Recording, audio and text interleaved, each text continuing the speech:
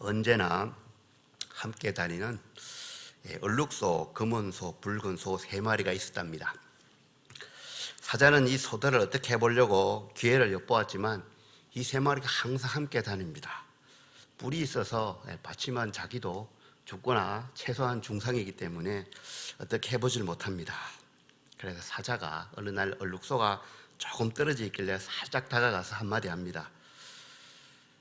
야, 얼룩소, 너희들 3마리 중에 말이야 가장 힘센 소가 붉은 소라며? 붉은 소가 그렇게 자기를 뽐내고 있는데 너 알고 있어? 네.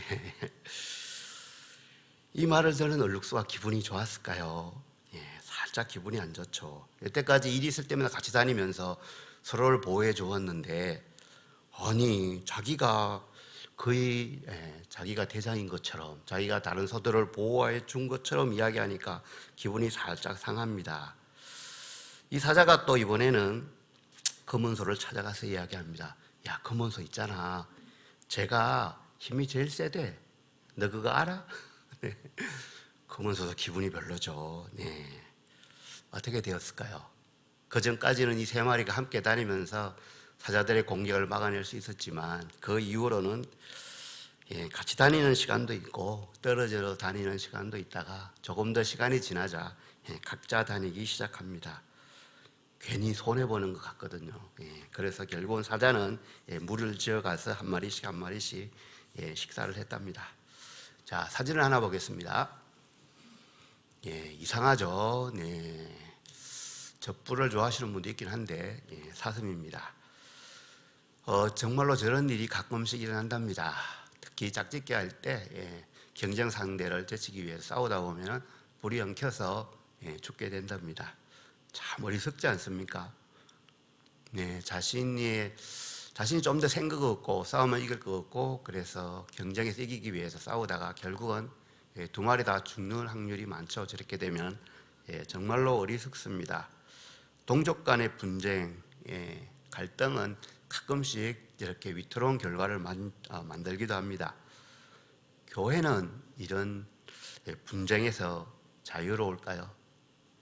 네, 우리가 살고 있는 이 시대의 교회는 교회 내부에서 또는 교회 간 분쟁에서 정말로 자유롭다고 말할 수 있을까요? 오늘 본문은 고린도 교회가 부딪히고 있는 현실적인 문제를 이야기합니다. 교회 내부에 분쟁이 있답니다. 그냥 조그만 갈등이 아니라 파벌이 있다는 거예요. 이상하다. 교회에 무슨 파벌이 있습니까? 그죠? 그런데 있답니다. 왜냐하면 고린도 교회는 다양한 사람들이 와서 그 지역에 살고 있기 때문입니다.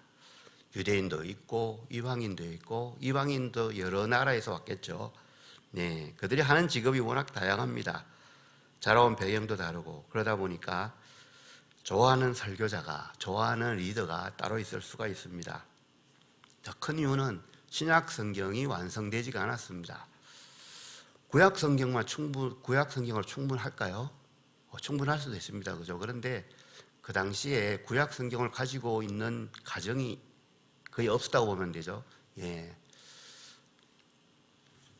유대인들이 예배드리는 곳에 가면은 구약 성경이 있습니다. 그런데 그 구약 성경 전체를 다 가지고 있는 회당은 그렇게 많지 않습니다. 그만큼 개인이 가지고 있기가 어렵다는 거죠. 그렇기 때문에 누군가 설명을 하면 그렇구나, 그것이 성경의 내용이다, 이렇게 말할 수밖에 없는 현실입니다.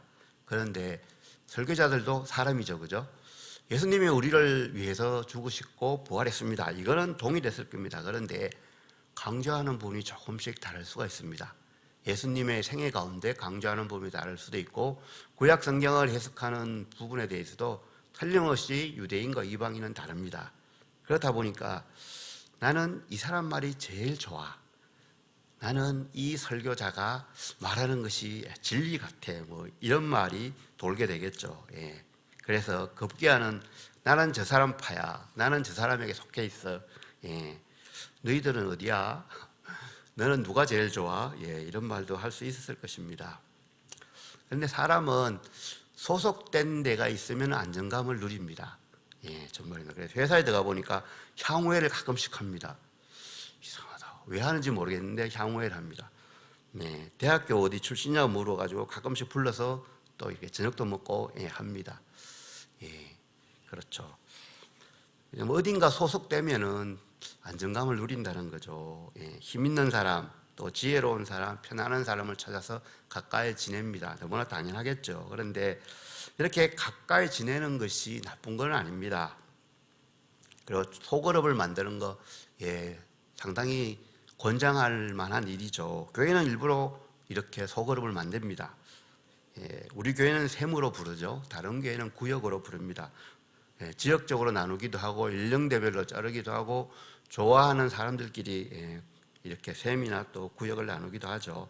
그래서 성경 공부도 하고 교제도 하고 기도도 하고 그리고 또 더 많은 사람이 그 셈이나 구역으로 오면은 분가하기도 하죠. 성장과 성숙을 꾀합니다. 정말로 좋습니다. 그런데 가끔씩 문제가 나타나기도 합니다. 기도하고 성령 안에서 교제해야 되는데 모여서 밥 먹고 이 사람 비판하고 저 사람 헐뜯고 아유 교회가 왜 이래 이런 이야기를 하다 보면은 상처받기도 하고 그런 일이 생기죠. 공동체 전체가 위험에 빠뜨려질 수도 있습니다. 사도 바울은 그것을 걱정했습니다. 그냥 몇몇이 가까이 지내면 문제가 없는데 그 몇몇이 자기들만 옳다라고 주장하면 이제는 문제가 커지죠. 파벌이 존재한 것이죠. 12절에 보면은 바울파, 아볼로파, 게바파, 그리스도파 이렇게 있었답니다. 바울은 바울파가 있었다는 걸 알았을까요? 당연히 몰랐을 것입니다. 꿈에도 생각하지 못했을 것입니다. 그런데 바울파가 있었다는 거죠. 아마도 바울의 그 리더십이나 바울이 헌신하는 모습을 보면서 와 맞아 저렇게 해야 돼. 그래서 아마 좋아하지 않았을까 그렇게 생각을 합니다. 머리머리해도 고린도 교회를 설립한 바울이 최고야. 이런 사람들이겠죠. 아볼로파입니다. 아볼로파는 사도행전에 보면 성경이 능한 사람이라고 합니다. 말을 아주 잘하는 사람이죠. 동일한 내용이라도 상당히 재미있게 설교하시는 분이 있죠, 그죠? 집에서 가끔씩 듣잖아요. 성경 공부를 아주 잘 가르치는 모양입니다. 사람들이 야 아볼로는 진짜로 그분이 성경을 가르칠 때 쏙쏙 들어와. 그래서 우리는 볼 때 아볼로가 최고인 것 같아. 게바파도 있었답니다. 베드로죠. 베드로는 고린도에 방문했는지 방문하지 않았는지 정확하지 않습니다. 방문 안 했을 가능성이 매우 높습니다. 그래도 베드로 이 게바파가 있었다는 건 참 신기하죠. 왜냐하면 예수님의 수제자니까. 예수님께 직접 배운 사람이 베드로니까 우리는 베드로를 본받아야 돼. 베드로의 열정 뭐 이런 걸 그래서 우린 베드로파야 이제부터 이렇게 한 모양입니다. 재미있는 파도 있습니다. 그리스도파. 굉장히 바람직해 보입니다. 말이 너무 좋잖아요. 우린 그리스도만 따라 정말로 좋아 보입니다. 그런데 자기들만 그리스도를 따르는 게 아니죠. 우리가 가까이 지나면 그리스도파고 우리가 가까이 지내지 않으면 그리스도파가 아닌 겁니다. 자기들만 옳다라고 주장을 하죠. 요즘 말로 하면은 자기들이 정통이라고 합니다. 정통 정말로 많습니다. 장로계 분파 중에도 정통이란 들어가는 이름의 교단이 많습니다. 개혁이라는 이름이 들어간 교단도 많고요. 정말로 개혁을 하는지 정통인지 잘 모르겠지만 다른 사람하고 다르다는 거죠. 우리만 정통이라는 겁니다. 파벌이 형성되고 반목을 하고 거기서 거치는 거 아니라 분쟁까지 갔다는 겁니다. 이 소식을 바울이 전해 들었습니다. 바울이 어떤 반응을 보였을까요? 바울은 아마 처음에는 무슨 그런 말을 해. 분파가 어디 있어. 우린 예수님 믿는 사람들인데 아마도 이러지 않았겠습니까? 좀 더 자세한 소식을 듣고 아이고 문제가 심각하구나. 아마 이렇게 반응했을 겁니다. 파가 생길 이유도 없고 또 좋아하는 사람들이 서로 그룹을 짓는 데도 문제도 아닌데 이것이 그것을 넘어선다는 모양입니다. 그래서 이제 이 분쟁을 해결하기 위해서 바울이 편지를 쓰고 있습니다. 그래서 13절에 보면은 바울이 세 가지 질문을 던지면서 그들에게 팔을 이런 분파적인 일들을 나눔을 하지 말라고 하죠. 첫 번째는 그리스도께서 어찌 나누어졌느냐. 예수님을 왜 자꾸 찢으려고 하느냐. 예수님이 나누어졌더냐? 그런 거죠. 너희가 그리스도께 속해져 있다는데 그리스도는 한 분이 아니냐? 근데 너희들은 왜 나누어졌느냐? 예, 그리스도 한 분을 중심으로 통일을 이루어야 되는 것이 마땅하지 않느냐? 이런 말입니다. 예, 왜 자꾸 그리스도를 쪼개려고 하느냐? 그리스도는 한 분이다. 예, 이것을 강조하고 있는 것입니다. 그리고 13절 두 번째 질문은 바울이 너희를 위해서 십자가에 못 박혀 죽은 것이 아니지 않느냐?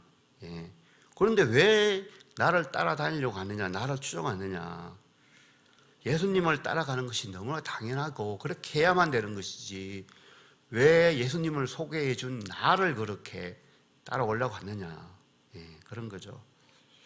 우리를 위해 희생하신 분은 예수님이고 예수님의 피 때문에 우리가 구원을 받은 것이지 그것을 전한 내가 뭐 그래 대단하다고 나를 따라오려고 하느냐? 예. 오늘날 그 큰 교회를 담임하시는 분들을 보면은 거의 예수님 옆자리에 있는 느낌을 받죠. 예, 정말로. 물론 그분이 그렇게 원하신 건 아닌데 그분을 그렇게 만들죠, 주위에서. 예. 13절의 세 번째 질문은 너희가 세례를 받을 때 누구의 이름으로 세례를 받았느냐는 거죠. 성부, 성자, 성령의 이름으로 세례를 받았는데 이 세례가 무엇인지 아느냐? 세례란 것은 그리스도가 우리를 위해 죽으셨고 부활하셨다. 그렇기 때문에 우리가 그리스도의 이름으로 세례를 받는 것은 그리스도와 연합하는 것이다. 그리스도와 연합하는 것이라는 거죠. 무슨 파가 필요하냐 이거죠. 그리스도를 따라가는 것이 너무나 당연한데 무슨 게바파를 만들고 바울파를 만들고 아볼로파를 만들고 그리스도를 파를 만드냐고요. 그리스도께서 십자가에 못 박혀 죽으셨는데 너희들은 도대체 무엇을 하고 있냐 이렇게 질타하고 있는 것이죠. 바울의 세 가지 질문은 똑같습니다. 대답이 그리스도입니다. 그리스도를 따라가자입니다.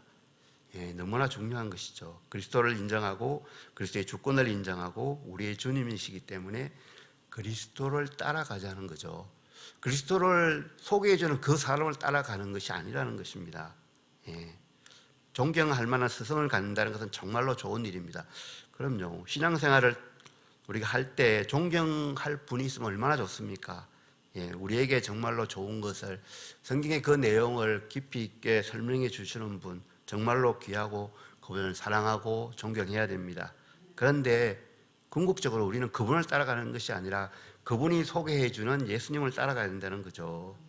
네, 훌륭한 지도자 정말로 중요하죠. 꼭 필요합니다. 그런데 그분이 설명해 주는 그 예수님을 따라가야 된다는 거죠. 나는 이분의 설교가 좋아. 예, 그럼요. 좋아하는 설교가 있을 수 있습니다. 나는 이분이 인도하는 기도에 가면은 정말로 마음껏 기도할 수 있어. 너무나 좋아. 라고 할 수도 있습니다. 그런데 우리가 기도는 하나님께 하는 거고, 그렇죠. 우리가 예배를 하나님 앞에 드리는 거죠. 영국의 한 목사님이 설교할 때 이런 일이 있었답니다. 설교단 뒤에 스테인리스 유리가 있는 경우가 많잖아요. 그죠? 그래서 목사님이 열심히 설교를 하다가 잠깐 자리를 한쪽으로 옮겼답니다. 그러자 앞에 있는 꼬마가 한마디 했다고 하네요. 이상하다. 목사님이 없어지니까 예수님이 보이네. 보통 스테인리스가 강대상 뒤쪽에 있거든요. 그쪽 좀 높게 있는데 구조상 높게 못한 모양입니다. 그래서 강대상 바로 뒤에 설교자가 섰을 때는 그 스테인리스에 있는 예수님 상이 보이지 않았는 모양입니다. 그래서 꼬마가 이야기한 거죠. 목사님이 없어지니까 예수님이 보이네. 네, 참 웃기는 이야기지만 이 목사님이 이 이야기를 듣고 정말로 많이 깨달았답니다. 내가 잘못하면은 예수님을 가릴 수도 있겠구나. 예수님을 전한다 그러고 예수님을 소개한다라고 그렇게 열심히 강대상에도 외쳤는데 조금만 잘못하면은 나 때문에 예수님이 가릴 수도 있구나. 이 생각을 그때부터 했다는 거죠. 지도자는 다른 사람에게 모범을 보이는 사람이죠. 예수님을 따라가는 모범을 보여야 되는 거죠. 자기 자신을 따라오는 게 아니라 예수님을 따라가라고 앞에 서서 모범을 보여주고 다른 사람을 이끄는 사람이죠. 그런데 능력이 있는데 자기에게 명종하게 만드는 지도자 가장 위험합니다. 어떻게 우리는 그때 소속의 유혹을 넘어서 그것이 파벌이 되지 않도록, 분쟁이 되지 않도록 예방할 수 있을까요? 그 대답은 정말로 간단합니다. 예수님만 바라보면 됩니다. 너무 쉽죠. 10절 같이 마음을 같이 하라고 하죠. 어떻게 마음을 같이 하죠? 예수님을 바라보면 마음이 한쪽으로 모이게 됩니다. 예수님을 바라보면 우리의 마음이 예수 그리스도의 그 가르침으로 한쪽으로 모이게 되죠. 우리는 항상 사람들 영향 때문에 이게 파벌을 만들 수 있는 위험이 있다는 것을 알아야 됩니다. 어떤 면에서는 교파도 위험하다고 생각합니다. 감리교를 창설한 분이 웨슬리라고 하죠. 요한 웨슬리 목사님인데요. 이분의 이야기가 참 유명합니다. 이분이 기도하다가 잠이 들어서 꿈을 꾸었다고 합니다. 천국에 들어가는 꿈을 꾸게 되었는데 천국 문을 지키고 있는 천사에게 궁금해서 물어봤답니다. 이 천국에 나를 따라오는, 그러니까 감리교죠. 감리교도들이 얼마나 많이 들어왔습니까? 천사가 잠깐 기다리다 하다가 무엇을 한참 이렇게 보다가 웨슬레님, 감리교 신자들은 한 분도 안 와 있네요. 깜짝 놀랐죠. 자기가 감리교를 만들었거든요. 혹시 칼비니즘을 따르는 장로교 교인들은 몇 사람이나 와 있습니까? 평소에 장로교하고 조금 생각이 그런 것 같습니다. 천사가 또 대답합니다. 장로교 교인들 찾아보니까 한 명도 없습니다. 웨슬레는 당황했습니다. 이상하다. 그럴 리가 없는데. 그러면 혹시 종교 계획이 잘못되었나? 천사님, 혹시 가톨릭 교인들은 얼마나 와 있어요? 천사가 잠깐 머뭇거리다가 가톨릭 교인도 한 명도 없는데요. 그럼 혹시 말입니다. 성서적인 신앙을 아주 강조하는 침례교 교인들이 다 와 있습니까? 천사가 또 대답하죠. 침례교 교인 한 명도 없습니다. 너무나 이상하잖아요. 그러면 이 천국에는 사람이 한 명도 없는 모양이네요. 우리가 다 잘못 살았는 모양입니다. 하나님의 뜻에 따라 살지 않았는 모양입니다. 라고 하자 천사가 웃으면서 아닙니다. 그리스도께 속한 사람들이 엄청 많이 와 있습니다. 교파는 그렇게 중요한 것이 아닙니다. 사람들이 만들었습니다. 정치 때문에. 이런 정치가 좋고 저런 정치가 좋고 스스로 모든 걸 결정하자 그러면 회중교회가 되죠. 침례교가 되고, 사람을 뽑아서 그들로 정치하게 하자 그러면 장로교가 되고, 위에서 다 결정을 하면 감리교에 가깝고, 조금 더 그쪽으로 가면 가톨릭이 되겠죠. 그런데 어느 교단의 교파에 소속되어 있는 거 중요한데요. 교파를 좀 넘어설 줄도 알아야 됩니다. 그리스도가 주인이라면 우리의 신앙 영역에서, 그리고 삶의 자리에서 예수님이 주인이 된다면 이런 차이 정도는 넘어설 수 있어야 되죠. 대부분의 교회는 갈등이 있습니다. 사람들이 중요하게 여기는 게 다르죠. 좋아하는 것도 다르고, 다를 수 있습니다. 저 사람은 나하고 조금 다른 것을 중요하게 여기네. 거기까지 가면 딱 좋은데 한 발 더 가면은 문제가 되죠. 저 사람 틀렸네. 나는 옳은데 저 사람을 고쳐야 되겠네. 이렇게 되면 갈등하고, 조금 더 나아가면은 분쟁이 시작되죠. 이런 갈등과 분쟁이 시작되는 이유를 그냥 우리는 대부분 다 알고 있습니다. 이기주의, 탐욕 때문이죠. 저 사람을 나처럼 바꿔버릴 거다. 이기주의, 개인 이기주의, 가족 이기주의, 집단 이기주의, 이러한 형태들 때문에 보통은 갈등이 생기죠. 그런데 이것이 꼭 나쁜 것은 아닙니다. 왜냐하면 이러한 이기주의 때문에 자기를 돌아보는 일들도 생기기 때문이죠. 자기를 돌아보지 않는 사람이 남을 돌아보긴 참 어렵습니다. 그래서 꼭 나쁜 것은 아니죠.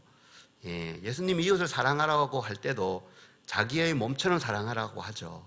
자기를 돌아볼 줄 모르는 사람은 이웃도 돌아보지 않는다, 이렇게 해석할 수도 있습니다.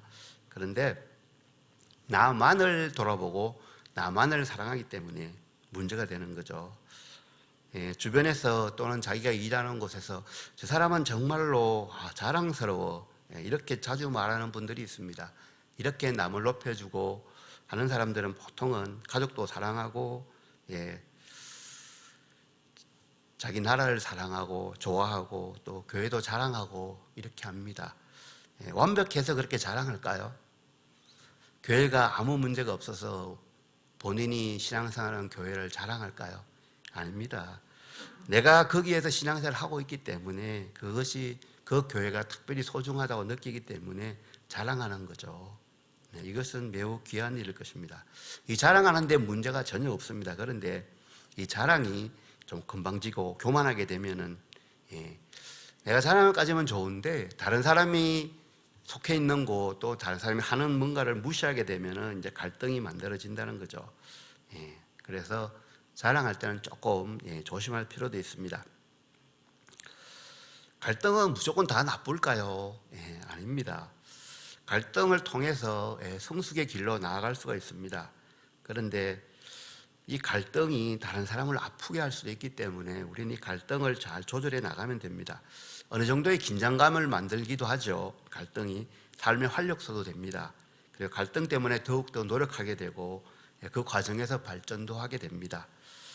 그런데 이 갈등을 처리하는 방법을 모를 때 이제 문제가 생기죠. 갈등을 극복하는 방법이 잘못됐을 때 분쟁까지 이어지게 되죠.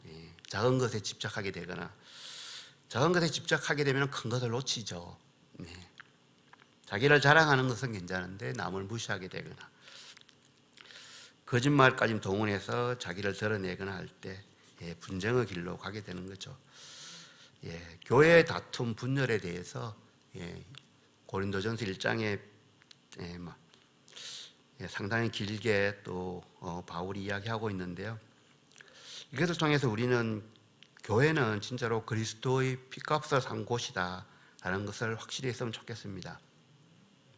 그리스도의 대속의 피로 우리 죄를 사했습니다. 이 말은 우리가 죄인이라는 것입니다. 우리가 완벽하지 않다는 것이죠. 그리고 우리 안에 있는 죄성은 끊임없이 일어납니다. 우리가 조금만 방심하면 일어나죠. 우리의 인격이 완벽할 것 같지만 사실 조금만 방심하면 옆으로 계속 뭔가 튀어오릅니다. 그렇기 때문에 우리는 우리가 노력하는 것에서 그치는 것이 아니라 우리가 항상 연약한 존재들이라는 것을 알고 성령님의 인도하심을 구해야 됩니다.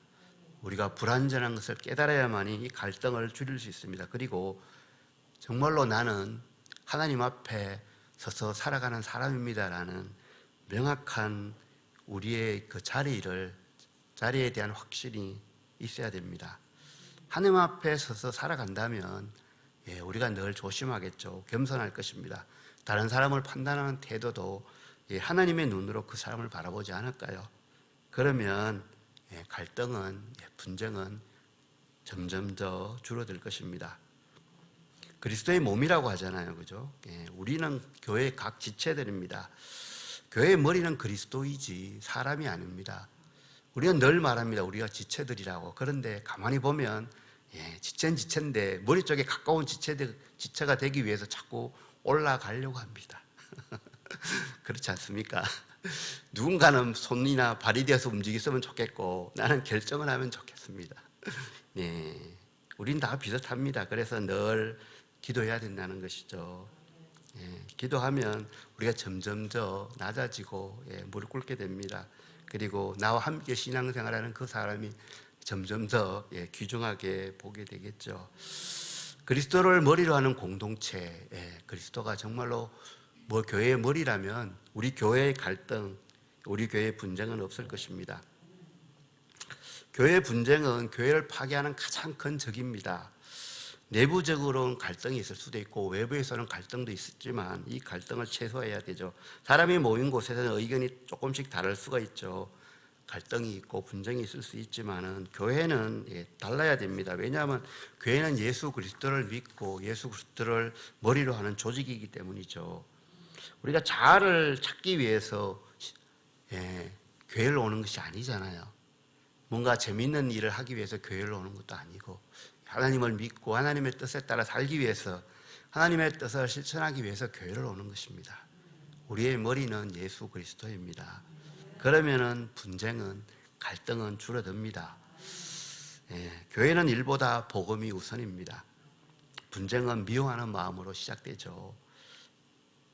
불편해하는 마음입니다. 그런데 반면에 복음은 사랑하는 마음입니다. 용납하는 마음이고 그렇기 때문에 아무리 얄미운 사람도 우리가 복음으로 가득 차 있다면 그 사람도 용납하고 그 사람을 더 올바른 방향으로 갈 수 있도록 기도할 것입니다. 사랑받을 자격이 우리 모두는 있습니다. 왜냐하면 우리가 예수 그리스도의 자녀이기 때문에, 예수 그리스도를 믿음으로 말미암아 하나님의 자녀이고 너희들은 성도라고 불러주셨기 때문입니다. 교회 안에 분쟁이 없도록 우리 함께 기도하며 앞장서 나가는 우리 모두가 되기를 축복합니다.